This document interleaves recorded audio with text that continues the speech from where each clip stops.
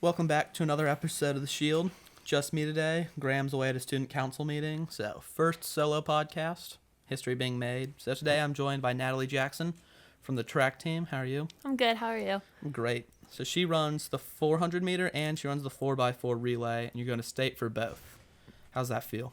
It's pretty exciting. I'm excited. That's good. So what were your times for each of them? So I ran a high 59 at regionals in the 400, and then we PR'd in our 4x4 with a 4:08 time overall. It's impressive. I can't run that fast. So, state coming up, how do you think you are going to do, and how do you think the relay team's going to do? I think I can hopefully do better than I did last year. I got 11th overall last year, so I just hope I can do better than that. And then I'm just excited to see how our relay team is going to do, because I don't think we were really expecting to make it. So I don't think we're ranked super high going into it, but I think we could do good if we try our best. So who's on the relay team with you? It's me, Rylan Cover, Callie Howard, and Kate Carlson. So what do you have any expectations for the trip to state? What's going to happen? I think it's going to be fun and just like try our best. Like we made it as far as we can make it. So now it's just like showing what we can do. Good, exciting. So how many other track runners do you know are going to state?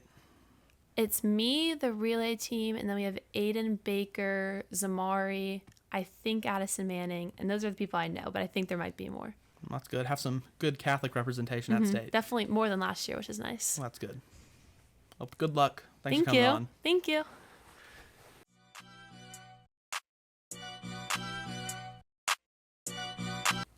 And our next guests are Lucas and Ace from the Crubotics team. How are y'all today? Pretty good. I'm doing good. I know a little bit about Crubotics. I know y'all like to build stuff and program it, but what exactly do y'all do and what do y'all make? So we compete in a competition called MATE, and that is to build underwater submersibles to then perform real-life simulated tasks. So this is our latest design. It's named Crusader, and it is it's built to mission spec. It has 6 motors that move it around in the water in all directions. It can even do things like strafe and roll in the water if it needs to. It also has a claw that moves.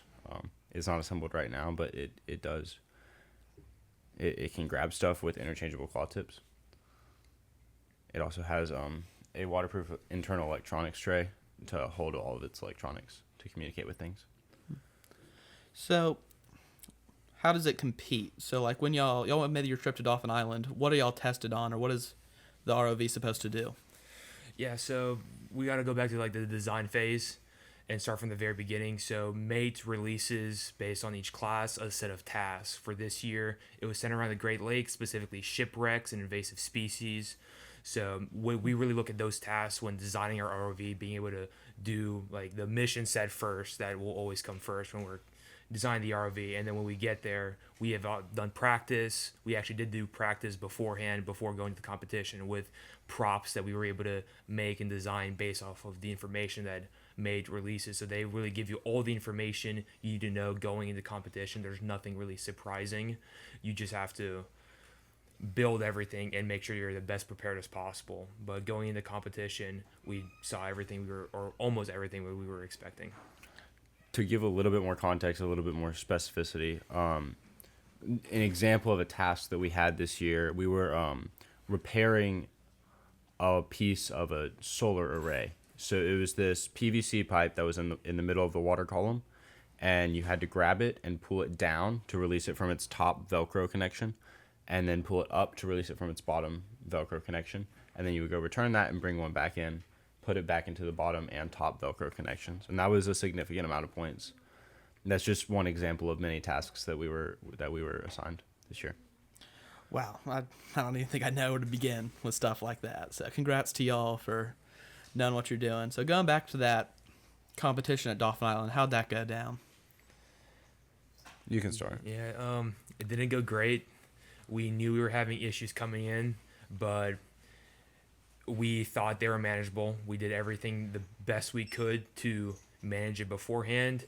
But when we got there that Friday, we were allowed testing time in the pool that we will be using the next day for our demonstrations, which are like our runs that we get points for.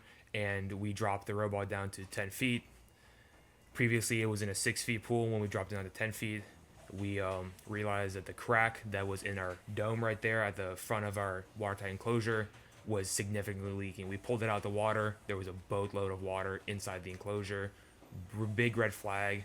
It was actually a little bit of just like a good circumstances. The power wasn't on for the entire complex for the pool. So if we would have booted up our electronics and put that in the water, we would have probably fried the entire thing. So we were really lucky and fortunate that the power was off and that we were able to identify the leak before it happened, or before anything else happened. Well, that's good. So how were y'all able to go about fixing it for the competition the next day? So then, actually, it wasn't even the next day. Moving on directly from that, obviously we had to look for a fix, and most waterproofing sealants take a long time to set fully. So we knew we had to act quickly. We immediately took it to our workstation on site, and we added a large amount of sealant onto it, just trying to cover it, prevent any leaks from occurring. And then the next morning, woke up, immediately went and tested it, and it was still leaking. It was almost leaking worse. And now we think that because of the amount of sealant we put on there, it actually cracked it worse. But then we couldn't give up, so we just kept adding different types of sealant, a little bit faster setting ones, obviously, because it was the morning of. But in the end, we were able to get another team to allow us to use their dome. And so we were going to borrow another team's dome. But when we had people going to get their dome, we were trying to power it up and test it.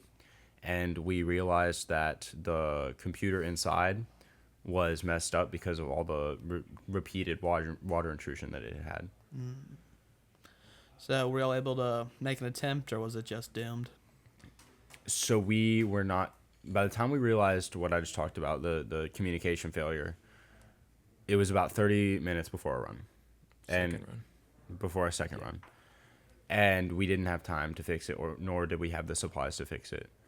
Another team let us borrow their ROV, and we learned right before we went on to compete that would disqualify us from the Worlds competition that we've gone for the past 3 years. But we still decided to go on with it because there was no other choice. And we ended up getting more points than they did with their own RV that they had a month to practice with, and we had 0 time to practice with. Well, sucks that you weren't able to qualify for World, especially in your final years at Catholic. But where'd y'all place in the competition? We placed second overall. We were a significant portion behind the first place team, but that was really because we weren't able to use our own robot. We were coming in with a completely just unknown with our second demo with a robot we've never used before. We powered it on for the first time on the deck during our setup time.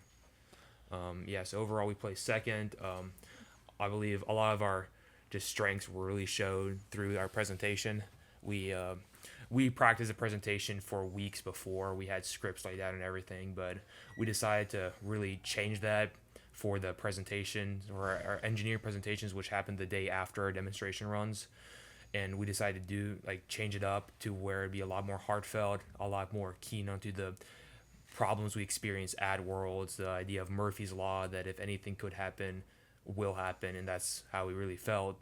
So I believe that not much, I don't know about the judges, but I know definitely the people listening to us, other teams were listening to us. It was I guess, a more moving of a presentation, but that's what we were aiming it towards to be.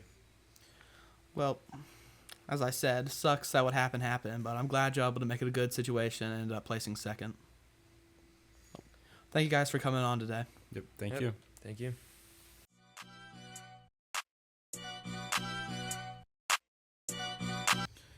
We're back. Graham finally escaped the student council meeting. Hey, what's up? So, next guest, we have Ella Adams and Lily Campus for Girls Lacrosse. How are y'all? Good. How are you? Good. How are you, Graham? I'm good. Good. So, this year you just had the best season in program history. How does it feel to be a part of such a historic season? It's very special. You know, I've missed most of the season, but it's honestly inspiring to see the girls and how far they've gone and how far we've made it, and I think it's definitely setting something up for the program in the future. Yeah. I don't know. I just think it was really cool for us to go that far and just kind of see, like, all the work that we put in during the season, like, pay off and stuff. So, yeah, as she said, I think it's going to be really cool for the future and stuff. But, yeah. All right, question for Ella is, what was the journey like coming back from injury? It was very hard. It's something that I've gone through this. This is my second time now going through this. But it's definitely hard going through high school season when you're seeing all your best friends doing the thing that you love most. And it's honestly, it makes you question a lot of things just beyond lacrosse. It makes you question, like, your faith and stuff. But whenever I came back, it honestly was a testimony to, like, it drew me closer to God and to my teammates. And I thought it was a really humbling experience, but I think it was definitely something that God intended for me. So thankful for it. So y'all won the district, right? Yep. So y'all won the district, and then y'all had your first regional game against Oak Hill. How was that one? Oak Hall. My bad. It was good. We went into it, like, super positive, and I think one of the biggest things was we just, like, we went in it like we knew that they were a good team, but we really, like, believed in ourselves, and we put 100% effort and intensity into just, like, starting the game during the entire game, like, starting the second half, and we got pretty close at some points to wherever they'd, like, almost beat us, but we just had to keep our composure and just, like, play and have fun. And I think, like, when we have fun, we really play the best. So yeah, and it was awesome, like, winning that and then knowing that we get to go to finals, so that was pretty cool. But yeah, I think definitely intensity is a word that we focused on most throughout the season, just in all aspects of practice, games, outside of things, and we really displayed that in that game, and I think that's what really pushed us over the edge. And we went beast mode, so we did. Okay, so do y'all have a favorite memory from this season? gosh, there's so many. There's so many, wow. Mine's probably going to be a little bit different than Lily's, but honestly, just connecting with my teammates on a deeper level, just since I wasn't on the field, just making those off-the-field connections, and honestly, it was like the team dinners, all the laughs, honestly. That sounds very cliche, but all, like, the very funny memories that I had with all the girls on the team is honestly very special, and it's definitely something I'll remember for a long time. Yeah, we're all so close, and I feel like I'm a sophomore, and I'm super close with, like, the seniors and the juniors, and we're close with the freshmen. We're all just kind of a really big family and stuff, but I'd say my favorite memory was, since Ella she wasn't able to play, I kind of played midfield, and so I kind of had to, like, step up in that perspective, and district championship was an awesome game, and I felt like everyone had fun. It was everyone, like, it was a whole team effort, and so yeah, I'd probably say that was my favorite memory. But going from good memories to bad ones, how was the final game of the season? That's a subject. It was definitely emotional for everyone.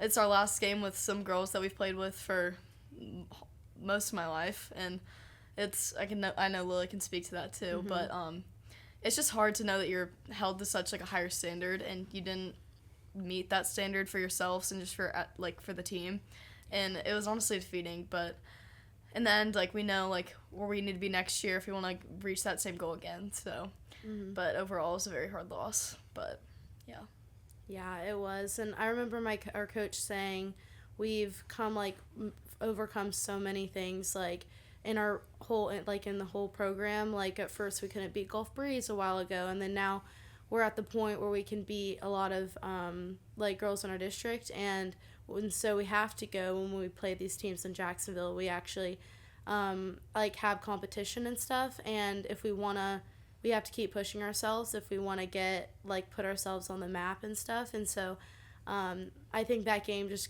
we don't want to feel like that again, and that's going to help, like, push ourselves, especially next year, to see if we can finally beat them. But yeah. Well, at least Joe made it. It's that was pretty cool. Yeah. Yeah, it was definitely a great accomplishment for everyone, coaches, players, managers. Shout out managers. Yeah. But no, it was very hard because we've never beat them ever, and we thought we had a chance. We did, but it just didn't go how we expected it to. But yeah. All right, thanks for being on here. Of course. Yes, Thank you thank guys you. for having us. Of course. Thank you for watching this episode of The Shield. Year's almost done. Everyone keep pushing. Exams coming up. Study. Try hard. And seniors, congrats on graduating. Good luck in college. As far as the Shield goes, we have one more special episode coming next week, most likely. Yep. Good luck, everyone. Thanks for listening.